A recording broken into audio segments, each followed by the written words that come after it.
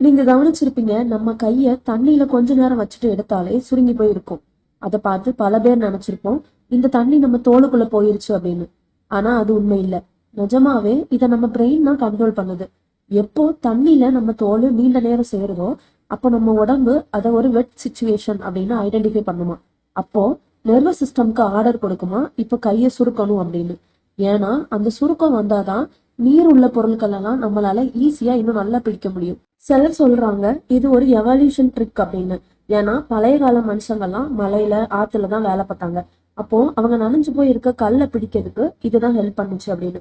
அதனாலதான் இப்போ நம்ம கைக்கும் காலுக்கும் மட்டும்தான் சுருக்கம் வரும், மத்த இடங்கள்ல வராது அப்படின்னு சொல்றாங்க. அதனால இனி குளிக்கிறப்பவோ இல்லைன்னா ரொம்ப நேரம் தண்ணியில வேலை பார்க்கும் போதோ என்னடா கை சுருக்கம் வந்துச்சு அப்படின்னு நினைக்க வேண்டாம். ஏன்னா நம்ம உடம்பு சொல்லுது, ஹே நான் ready for the wet world அப்படின்னு. ஸோ நெக்ஸ்ட் டைம்ல இருந்து இந்த சின்ன சின்ன ரிங்கிள்ஸ் பார்த்தா நம்ம உடம்பு ரொம்ப ஸ்மார்ட்னு நினைச்சுக்கோங்க. லைக் பண்ணுங்க, ஷேர் பண்ணுங்க, மறக்காம சப்ஸ்கிரைப் பண்ணுங்க.